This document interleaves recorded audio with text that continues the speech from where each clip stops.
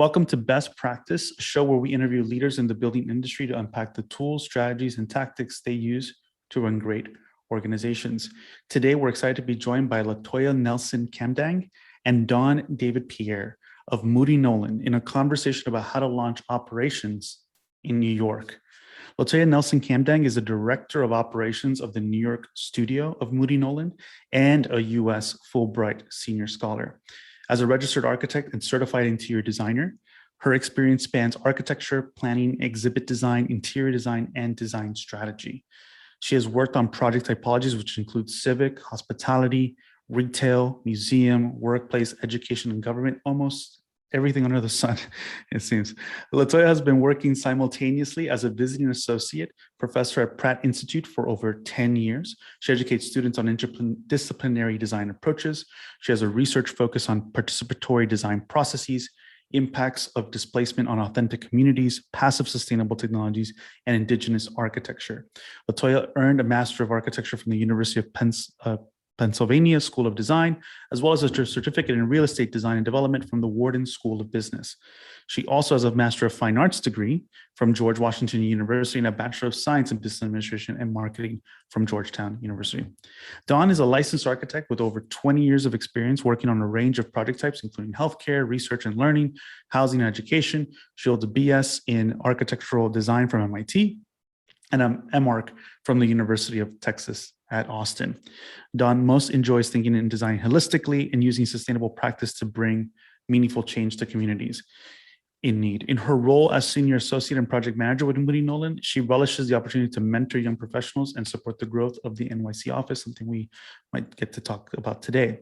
2 weeks ago, we talked to Alan Schaefer, CEO and Chief Sustainability Officer at Moody Nolan, about how to design sustainable operations.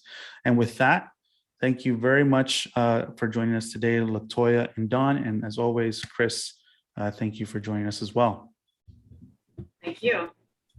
Thank you for having us.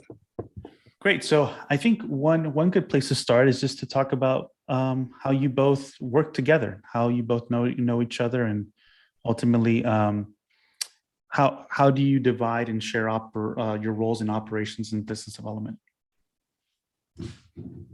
Thank you, Chris and George, for the invitation to be here. First of all, to talk about operations, a very important topic in architecture and design firms. So Dawne and I, we actually were introduced through a common colleague, and I was told you have to talk to this person. She's absolutely amazing, and I was 6 months on the job, and I definitely needed someone with senior level experience to help spur the growth of the office. And, we contemplated, holistically talking to Alan and the operations and strategy team at our national headquarters. And upon meeting her, I think everyone knew she was like the right person to begin kind of propelling us into our strategy, kind of moving forward in terms of our growth. And then also, into, the day-to-day kind of operations of being an office, of coming into an office where you're number 4, So what we did in the beginning is very different to what we're doing now. We had an 80-20 strategy of marketing and business development in the initial phases, and 20% kind of practice and operations, overseeing, some healthcare projects for programming and feasibility, as well as the work that we were already in process on for the Javits Center. As we grown, to staff of over 20, we're now 60-40 split, where 60% I'm working business development and marketing and 40% practice operations, and she's doing the inverse. And I'll let her jump in from there to talk about how our synergy works. Right. Thank you for that introduction, Latoya. When Latoya and I met and were having conversations about the direction of the New York office and the opportunity that I could have to join this office and help grow it,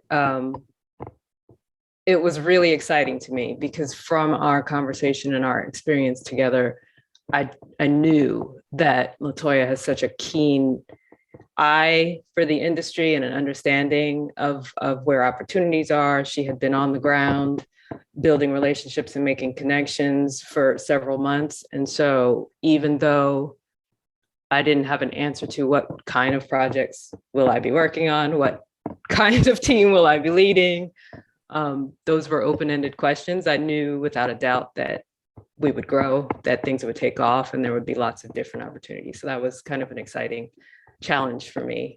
And so over the course of the time, the last year and a half, I think laying the groundwork, building off of the relationships that Latoya had started and established with different clients in different sectors, we've really been able to target strategic growth in certain project types in certain areas. And that helps us focus our relationship building efforts and to make decisions about what kind of opportunities to pursue, what kind of clients to pursue, or focus more of our attention on building relationship with. Interesting to hear about that change in the ratio of work between business development and practice operations and how that's shifted since the start of your tenure and now where you are today. I'd love to hear more about what does your typical work week, work month, and work quarter look like right now at Moody Nolan in the New York office?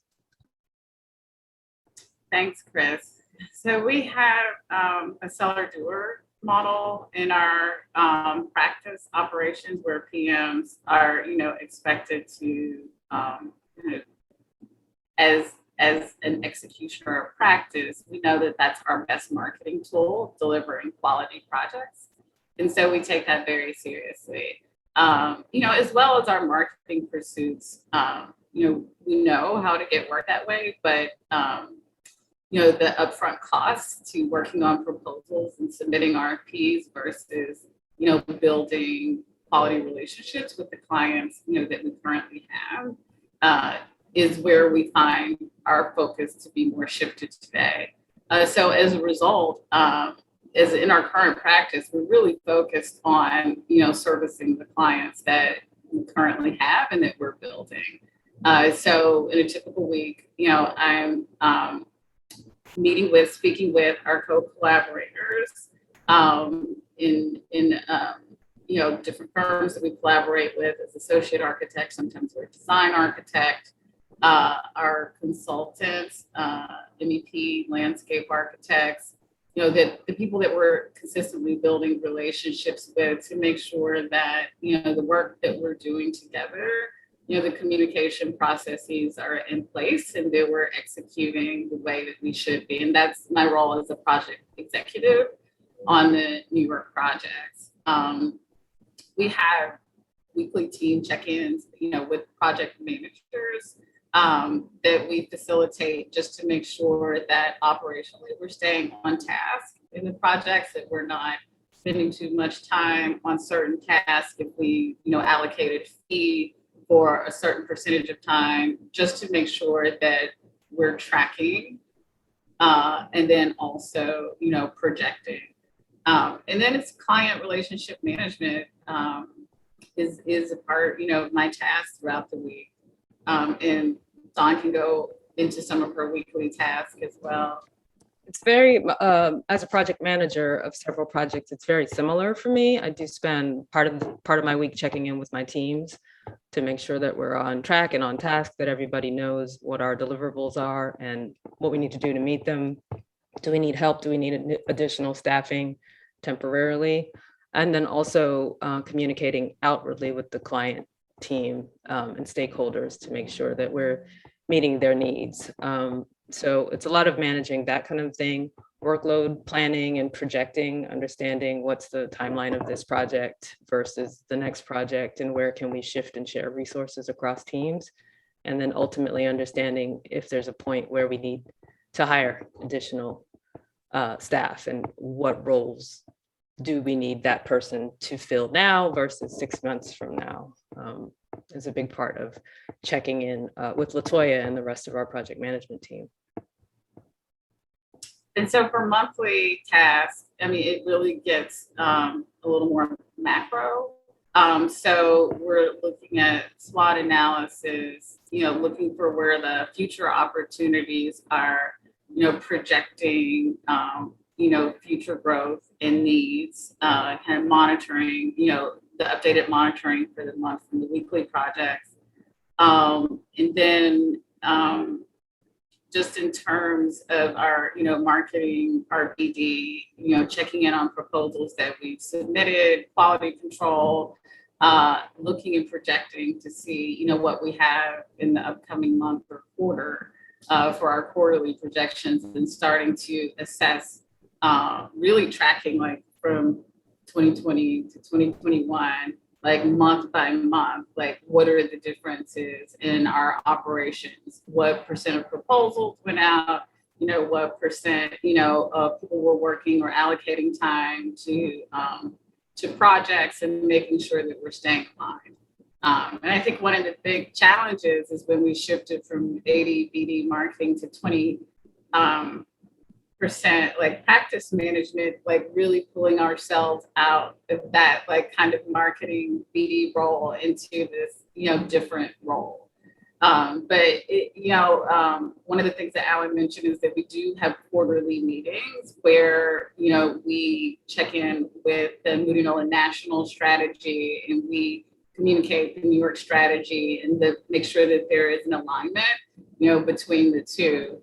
But that usually is like based in kind of financial operations, expenses, projections of our major goals in terms of, the clients that, we currently have, the ones that we're targeting, and things of that nature. So it's a pretty fluid process, and every day is pretty dynamic, I think. And I think for being in my role and being in Dawn's role, you just have to switch your skill sets constantly. Because one about minute being adaptable, right? Agile. And do you feel like that seller doer model is like, what kind of bottlenecks have you come across with that model? I mean, do you feel that, because I think it's like when you started like 2 to 3 people in the New York office, now I think it's 20 people in the New York office. Do you feel like that model is basically effective over the longer horizon, or do you feel like, are you identifying anything that needs to change from that too? Like I'm curious about like the shift from the 80, basically part of the question is a little bit about the feedback loops in which you're assessing, like, is this working for us or not working for us? I think that's a great question. I think as the office scales up, we know that we have to kind of reevaluate the model. When does it make sense? That departmentally we have, a team of sellers, and then a team of doers, and we're able to separate that. At the 20 staff mark, we're still assessing it, but we think that it's probably not there yet. But as we grow, we want to be really mindful. And I think that's a part of our tracking process, so, and I understand that, it's a very complex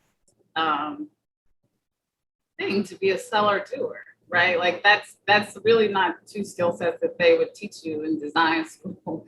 You're the doer, so you're the designer doer or the technical doer. So then to bring people into practice who've never really done that unless they work for a smaller boutique size firm is also another layer of kind of people management. I mean, I think it's human resource management, but also I think what happens is that you're getting a skill set that's very entrepreneurial, that you wouldn't necessarily get if you were at a larger firm. Even though, we are, in the large firm roundtable, we're a larger firm, but we're a boutique size right now. So what you get is when you come into a boutique and you say, well, we have to do a little bit of everything. We have to be really flexible right now. But as we grow, our operational model should shift. Do you find that let's say I'm curious about the flows on like iterating through projects. So some of the challenges that happen with projects is sort of the scope of work, right? And how do you before a project gets started, actually define that scope of work. And typically you have a sort of series of tasks that you can work through. But do you have any methods in which you've been using to like improve that iterative process for the team? Basically learning how to scope maybe more effectively from the onset. We find that really, in conversations we have with a lot of the companies, that it's a very recurring pain point, right? It's like, do you use square footage? Do you use like, what are some of the tactics that you've used to help you create that kind of culture, like learning on how to get better at even doing those things? Yeah, I think it's definitely been a process, and Dawn can chime in on this too. I mean, I think one of the kind of strengths is, as we're kind of dividing out into practice areas, is that when we are at the very inception of the project, and we're considering it, the clients, RFP with their scope goals, they're very aware of. So it's not like someone says, we won this project, here it is, good luck. There's the schedule and fee, so it's a very inclusive process from the beginning. Operationally, how we could become quicker at redefining and defining scope, I think because we have such a diverse practice, even being a small office, we have, housing, healthcare, cultural, civic, spaces, as well as retail, right? Aviation. So aviation, exactly. So that's 6 practice areas for a 20-person office. So when you talk about kind of efficiencies on analyzing scope, like how do you do that for Terminal 4 and then also do it for, a retail space on Madison Avenue, Yeah, it's going to be difficult to streamline that, I think, at this size, but it's something that I think, we think about for sure. Definitely. It's definitely an evolving process, and to some extent has to do and evolves as we get to know each individual client or a set of clients in a project type, right? Some clients, as Latoya said, are very clear about what their scope and their timeline and their expectations are. Other clients put RFPs out sort of as a you tell us what our scope should be. And so the ability to sort of assess an RFP as we submit more and more and compete more and more for work in a certain practice area, you have to think about it differently. Is this a client that needs more direction where our schedule might expand because scope isn't clear at first? Or is this a client who they know what they want it in 6 weeks, and so we just expect to be given the guidelines and the information. And so we have to approach it differently for different situations. As you were, really, you started fast on heavy BD, which I think is unique, like at the scale. Like, how do you go so fast from 20 to 20 or 2 to 20, where you have the backing of this national brand, but has a new presence in New York? I'd love to hear about the kinds of offerings that you were positioning Moody Nolan inside the market around. So like, as you are working with communities or working in new practice areas, what was the pitch? And what continues to be the pitch in terms of what has not existed in the market, but now does because Moody Nolan New York is here? I think we really bring diversity in thought process and in background. As a firm, as the largest African-American owned firm in the country, we're diverse by design. We're very intentional about having a diverse staff, both ethnically, gender diverse, even practice area diverse, right? So I think we bring that to the table because we're used to collaborating across offices and across disciplines and expertise levels. We can bring a hospitality, thought leader to the table in a healthcare project environment. And so I think that's something that we pride ourselves on. it brings a depth of perspective and a level of compassion and empathy to the things that we do, our diversity. So I would say that's one of our number one offerings to the market. And I think also having the larger brand of Moody Nolan, behind us, where, we were very small in the beginning but when, we had particular meetings, before COVID, we would have, some of our thought leaders in other regions like Boston, Columbus, Atlanta, and the Texas office, come into the office as, a support system. So we knew if, we needed to do a shredder, we needed some design assistance, that we could, count on other studios and the backing of a 200 plus person firm to say, hey, we need assistance in this area or that area. So it's very different than I think from, kind of this idea of being 4 people in a firm and you're 4 people, but we have 4 people and we're, we have an accounting department and an HR department. They sit in another city, but, they are there to support us. So that was very helpful.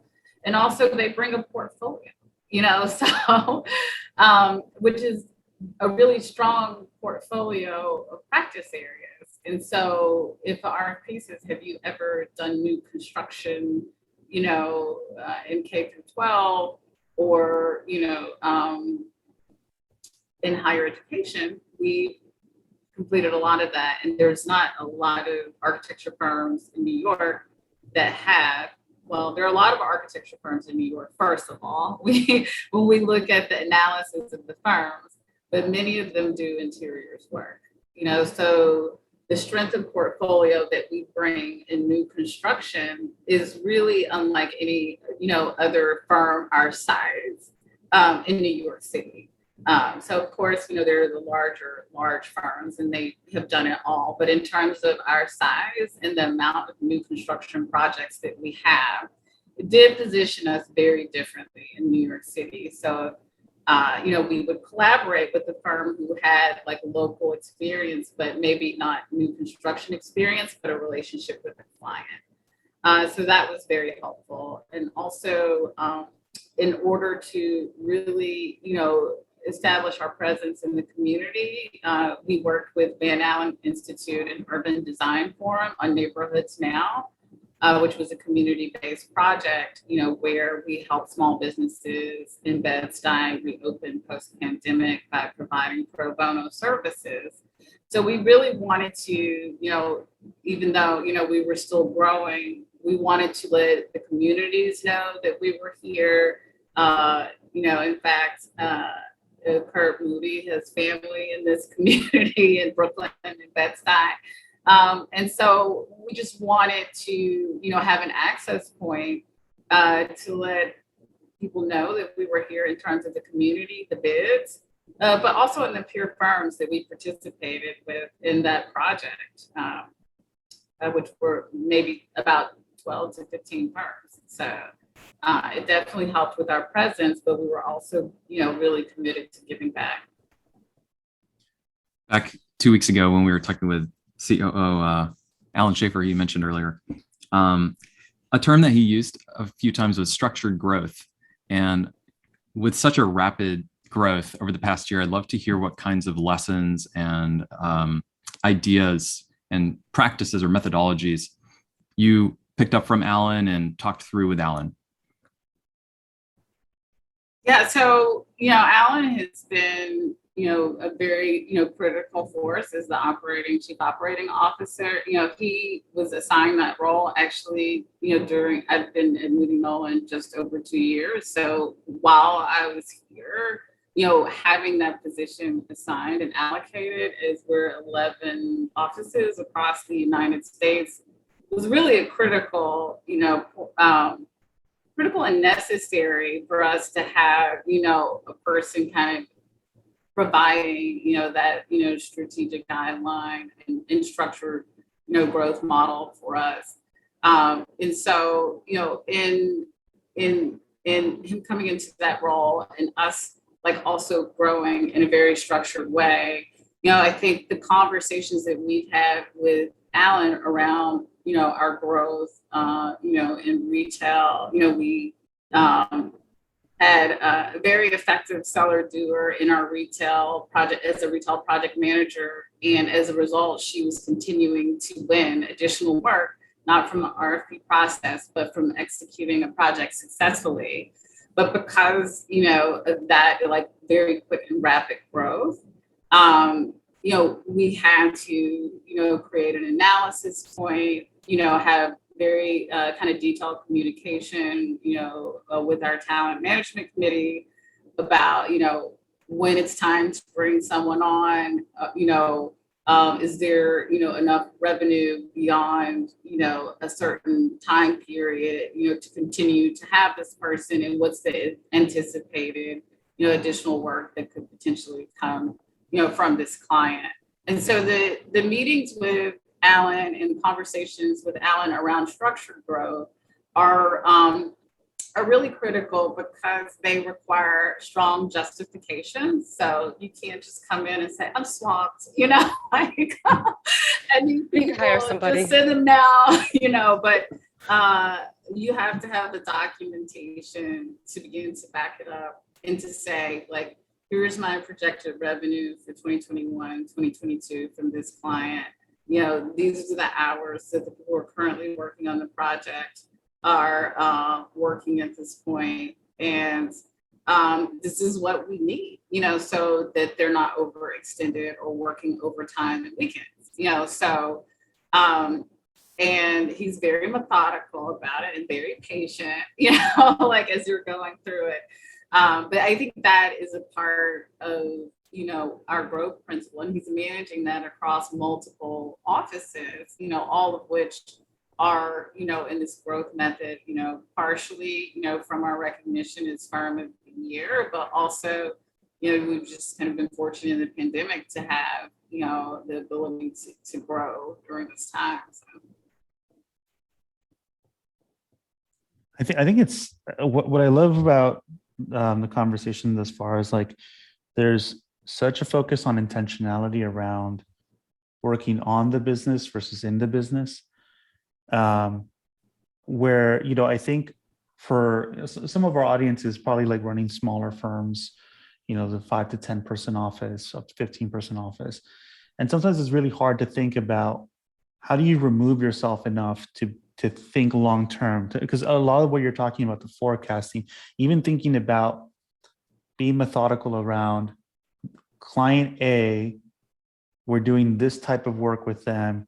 It's likely that we might not get another project of this scope until, there's so much sort of, even as part of that seller dual model, it's not even just selling, it's also like the sleuthing, right? The kind of like investigative work on teasing out that which is all very critical, but like it has to be, the culture has to buy into it and really do it, right? I mean, they have to do it as part of their practice.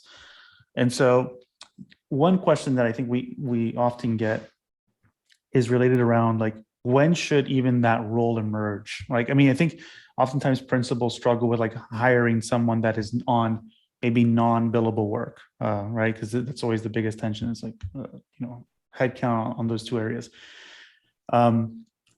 For both of you, I mean, where do you think, like, how critical, how early, let's say if you started from scratch today, you didn't have the resources of a large national brand behind you, when would you hire yourself? Oh, that's a good question. That's a great question. Number one. Well, Dawn, you could go first. That's a great question. I mean, it almost feels like the way that we've grown is the way I would do it. I think, if you think about it strategically as a firm with multiple offices, there's one level of decision making about what your offices are like. That's about, do we have a headquarters? Do we have mini offices that are just sort of production offices, or we got a project in this city and so we just need a team on the ground there for a couple of years? Or is it a market that we really want to invest in and grow and have it be a thriving, contributing, like pulling in new work. And so certainly, obviously, there was a point when that was the case for this office. And so, you know, we were small for the first few years here, and then it was time to bring Latoya on. So I think once you got somebody on the ground and 6 months, 8 months in, I'm making headway, I'm making traction, building relationships. I've got some, you know, maybe a term contract underway, or I've, you know, then it's like, okay, this is gonna bring work. So now I need somebody to manage the work. Like now I need a team to execute. And that's the point. I think it makes sense. It feels like it was the right sequence. It's an interesting question because I would say of the different 11 offices, we didn't all use the same approach, right? So prior to, you know, Alan becoming the chief operating officer, everyone kind of individually had a different kind of growth model. And some of our peers, or my peers, definitely the other directors had kind of a more junior person as their like next hire.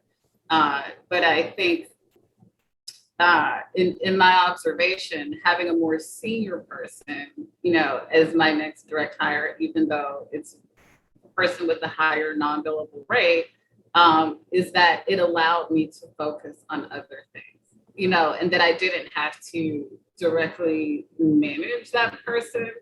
And while that, you know, having someone at the junior level or the intern level come in, it does, you know, as being a professor at Pratt, I understand that it does require a lot of human resources building, guidance, and hands-on management.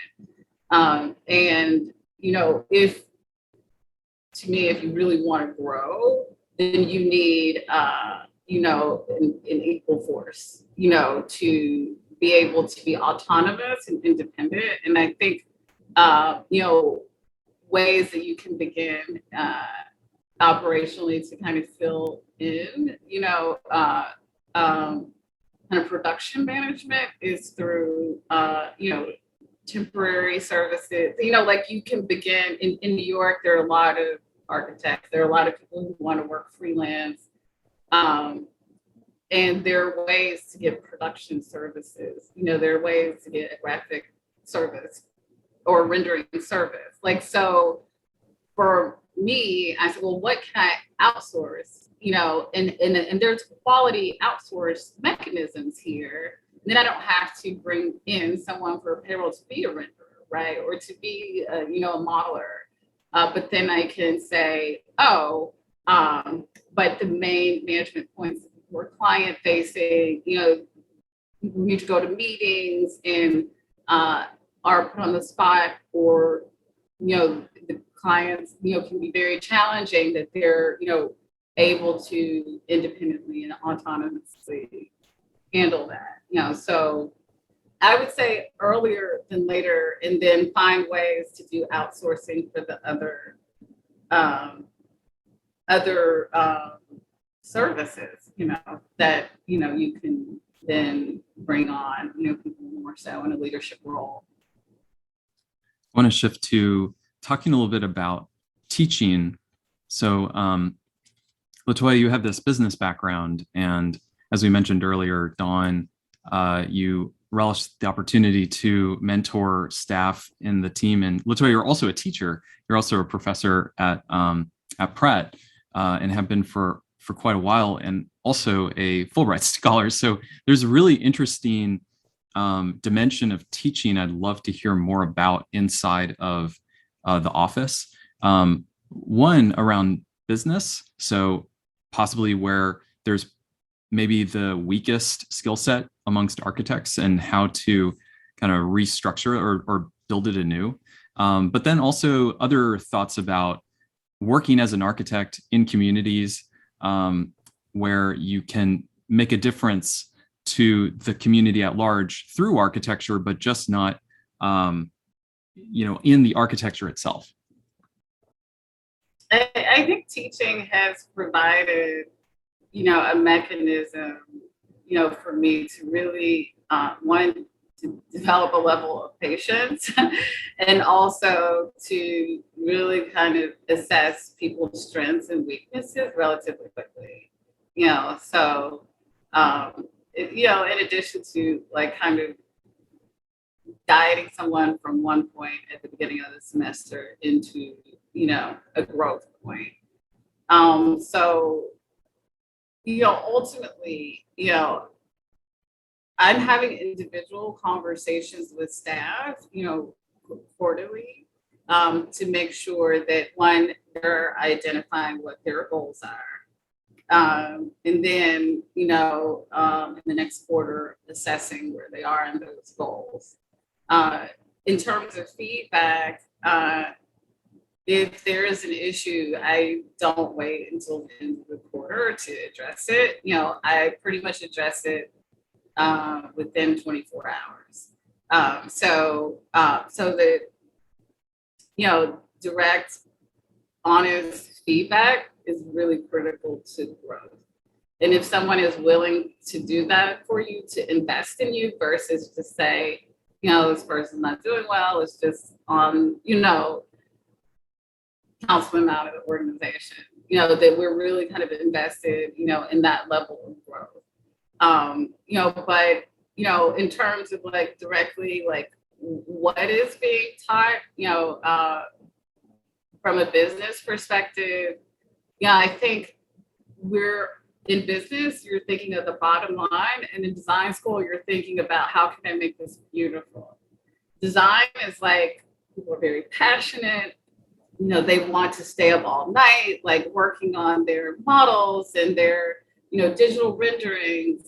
And, in the business side, it's like, is it profitable or is it not profitable? Is there opportunity for growth? Is the marketing successful or is it not successful? It's like very, black and white. And so you're merging architecture into business, right? And then you're kind of educating them both differently, but many of the people who are in real estate development and people who are in construction practice are a little more business savvy than the way that architects are educated. So in our team meetings, in my meetings with people individually, I really try, to bring that in, and, to bring those conversations into our studio so that they're aware, like, these are the projects we have, this is the revenue we're generating, these are the projects that are doing well, like, so that there's a feedback loop, and to say, like, actually, this is what your project is doing. This is where it's profitable or not profitable. And we have a tool, digital tool that we're using to track that. But I think it's really critical when we talk to, our project manager meetings, but also in people development, to give very kind of direct and honest feedback, but also give opportunities for growth. But then there's nuance to that because everyone is coming with something a little bit different. I would agree. And I'll just piggyback on that to say that I think it helps also. I think we try to have a level of transparency. And so having everybody at every level feel invested in, have an understanding of what's the project I'm on, what are the hours that are allocated, what's my contribution mean to the bottom line, and how do I fit into that is, I think, empowering to people in a way that is not always taught, or that we're not always exposed to. And I 100% agree that we as architects are not trained in school as business people, right? It's like, do the beautiful design, lose your shirt in the process if you have to. And so learning how to balance that is really critical, I think. And I think Latoya brings a lot of that to the table with her background in business.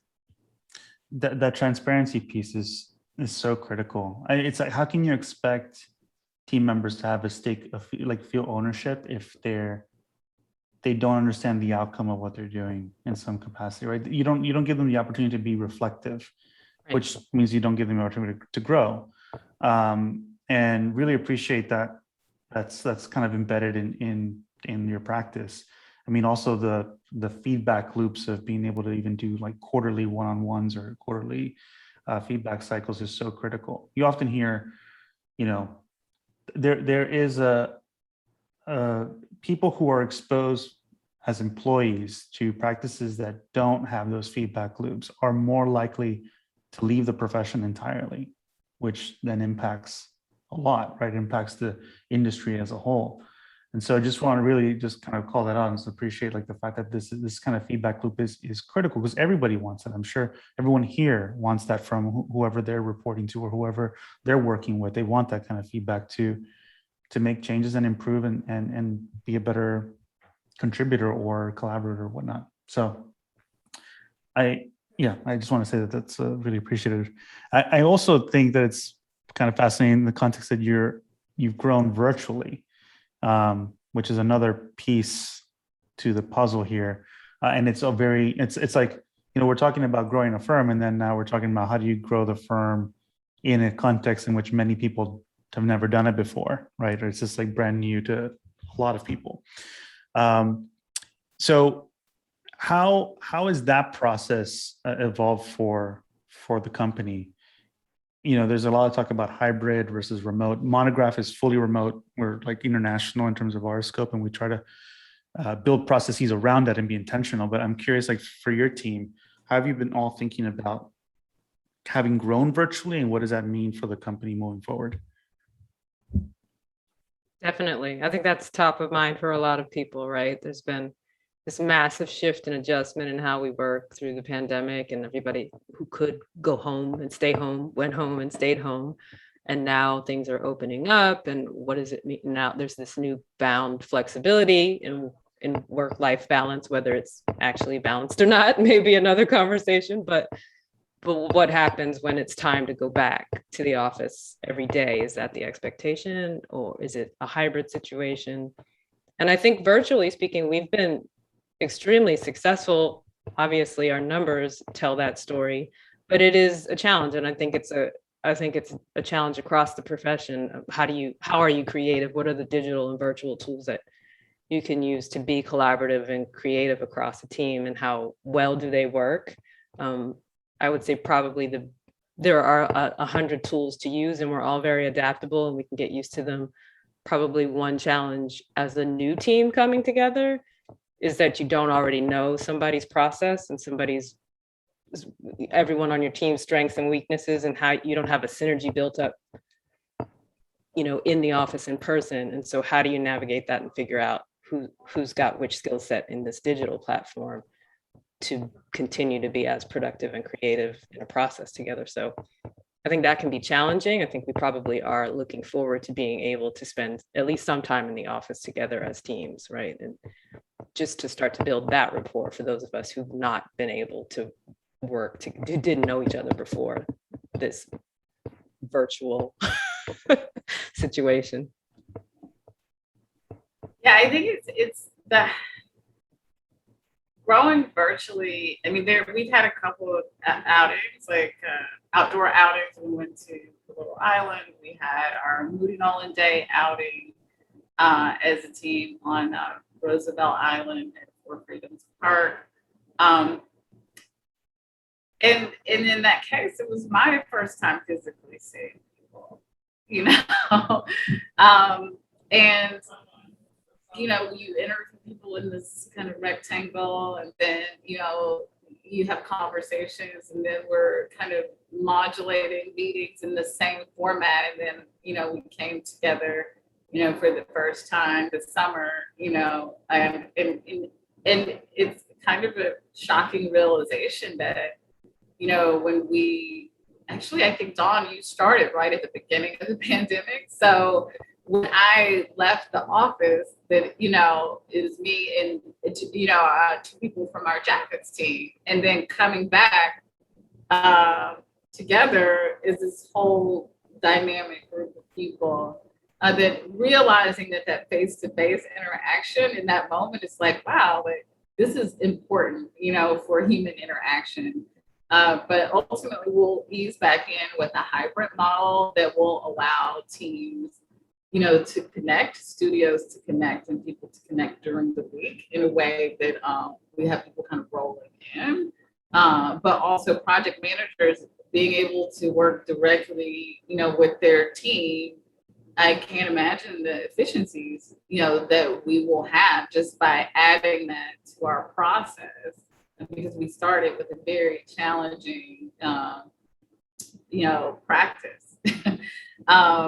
Starting, day one on projects, not really meeting or being able to just sit down and sketch together or to brainstorm together in the space. So we are looking forward to returning, and we know that, as architects and designers, the spatial implications of being, in a physical, well-lit, open space together is a benefit.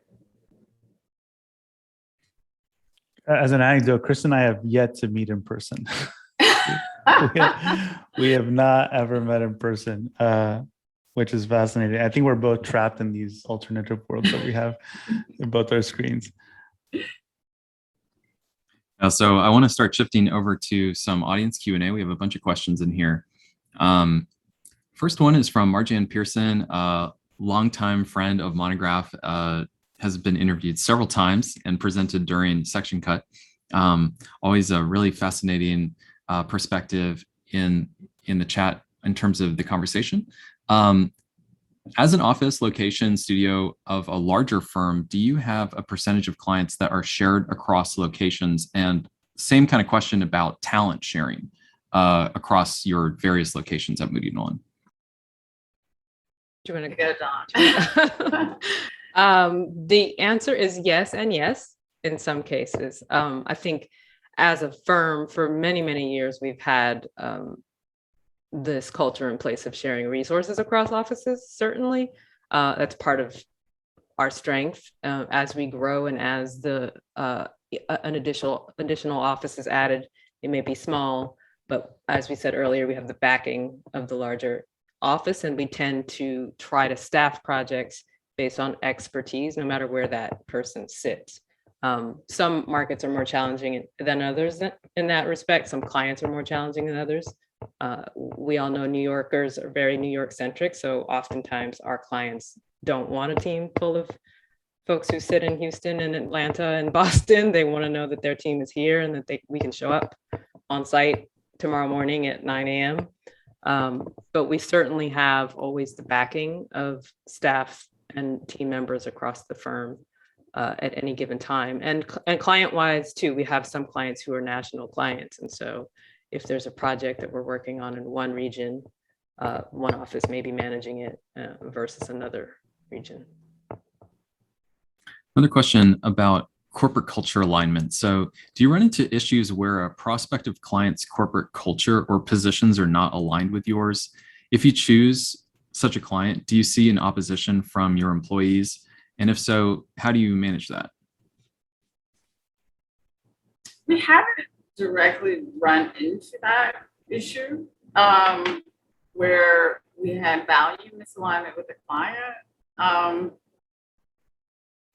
But how would you manage it? I talked to my students about this actually, because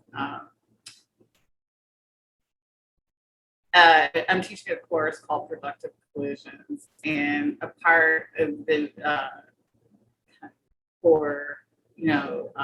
learning outcome of the course is to be able to have difficult, conversations. And in the course of that, I want them to know that there are times, when you come into a meeting or you're coming into a situation, where the proposal, for the design could be, not universal design, not inclusive, some, some things that they have talked about that are really upsetting to them is designs that are offensive to the homeless community, design spaces that are not, that are sort of designed to be uncomfortable, like to create discomfort. And, in that case, I talked to them about, well, we have clients, and usually the client that is paying is not the person that's homeless, right? Like, so if there's a business and the business owner says this, you have to think in terms of okay, I am in this space, I'm a person that is compassionate about the needs of homeless people. How do I communicate this without like saying I quit the project? And so that's what I challenged them to do, to say that I'm not so, offended by this process, that I'm unwilling to engage. So the question then becomes like, what communication tools can you use, whether that's drawing or that's design, to begin to present options that serve both. But if you get to the table and you say, never mind, I don't like the way you're thinking, I'm out of here, then the person that replaces you probably won't care at all. So I think it's important to be at the table having the difficult conversation versus saying like, I'm not doing this, project because my mission and your mission are totally misaligned. Let's say continue to have the conversations and, push the trajectory kind of progress forward. That was fantastic. Thank you, Latoya. I'm glad that we were able to connect what we were talking about before the call started, which was about this course, which I think is just such a great title, Productive Collisions. In your hires for operations and BD managers, do you exclusively seek candidates who have a background working as an architect? How involved are you in the design process while outsourcing the work to various design firms? Oh, that's so Dawn, do you want to tackle half of that and I'll tackle the other half?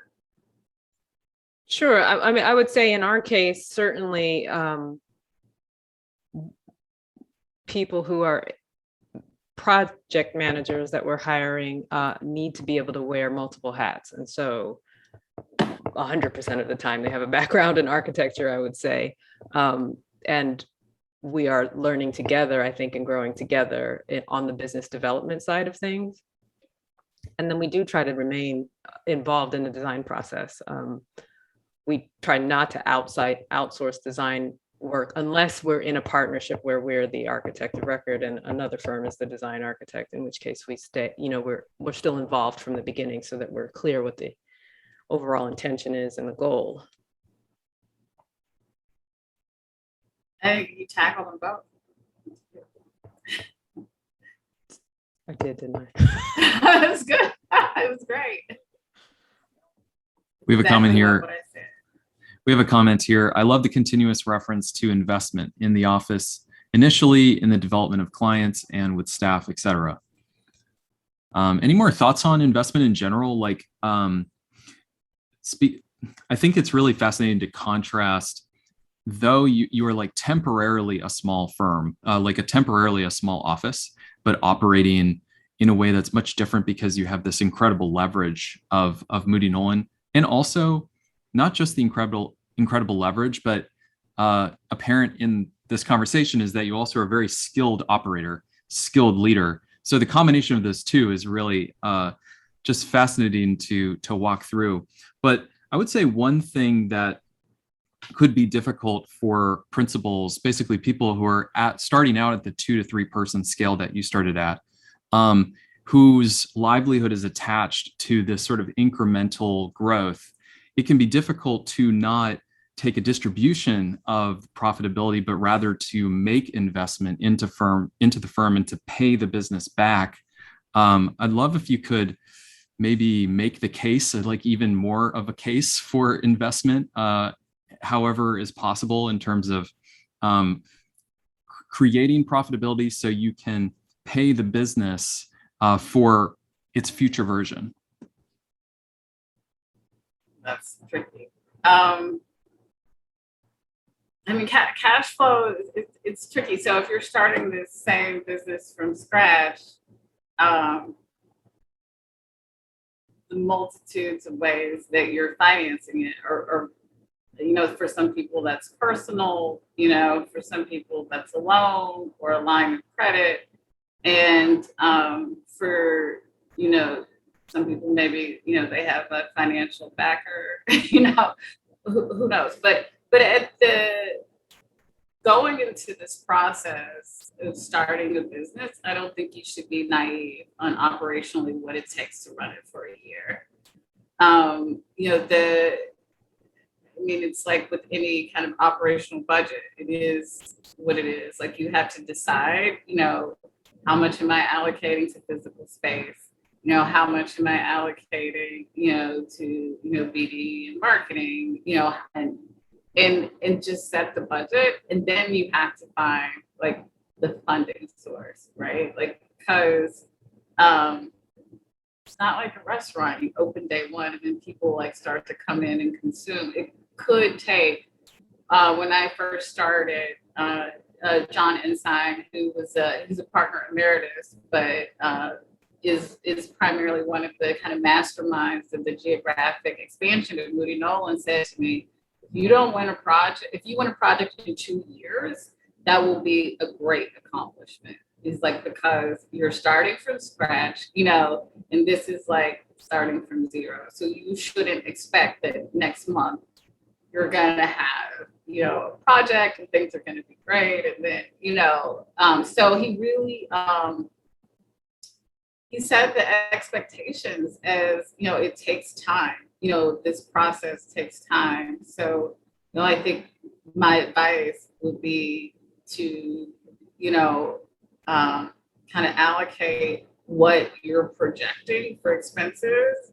And then, based on whether that's project type, whether that's kind of collaborating with other firms, whether it's doing competitions, or whatever your business model is to start to generate the initial revenue, it's not going to happen day one. So it's going to take, even if you're very aggressive, time. I think that's why some people don't start a business until they have a client, so they're like, well, I have this client, so I'm ready to start. So they know the revenue is there. But if you're starting fresh and there's no client in place, you do have to allocate the revenue. The revenue should come in paying yourself and, and the staff you need to make that successful. Because ultimately, I think compromising on what you need is not going to ultimately lead you to a successful place. It's probably going to leave you very frustrated and then kind of burned out.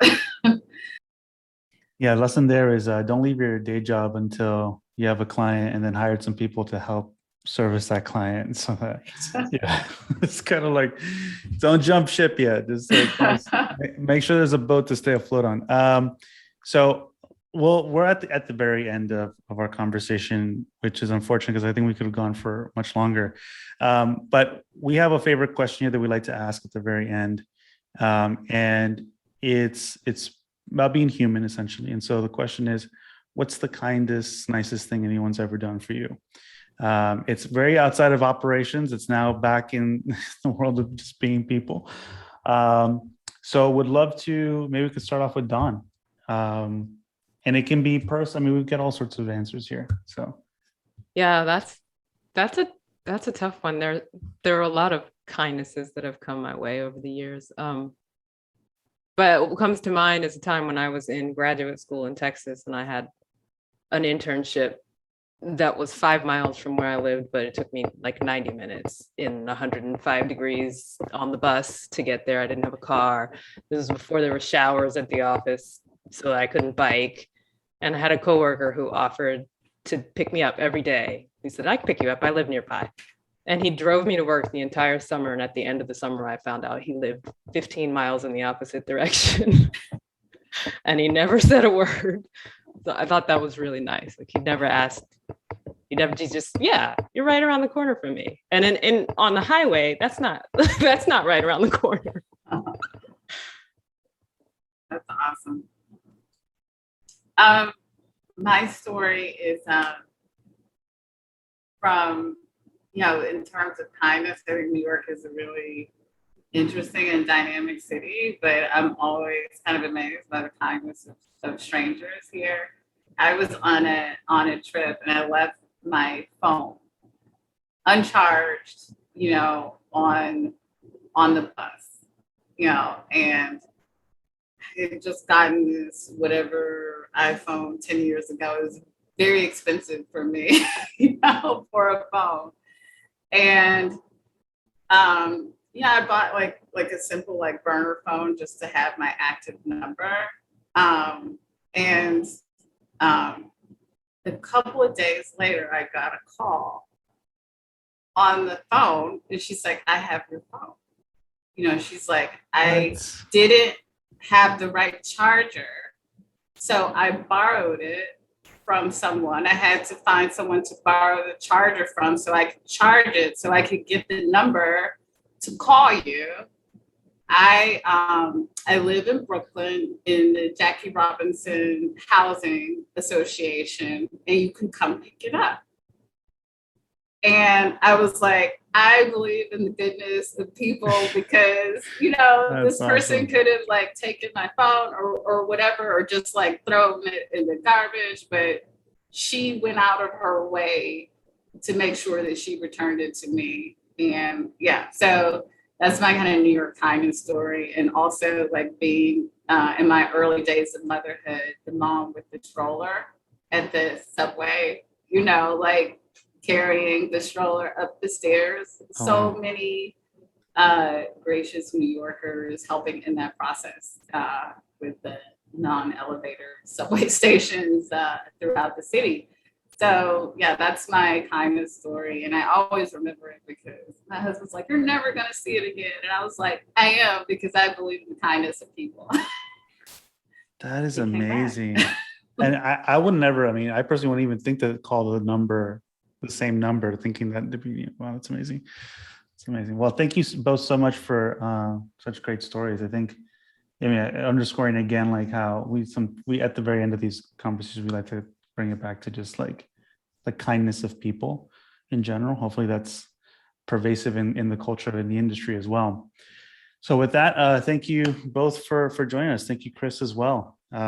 Really appreciate everyone that was able to join today, and for the listeners out there in our podcast as well. Thank you all. Thank you. Thank you both. It's Thank been a you pleasure. so much. This was great. Yeah, such a pleasure. Thank you so much. It's a lot of Yes. fun. Thanks a lot. Bye all. Bye now.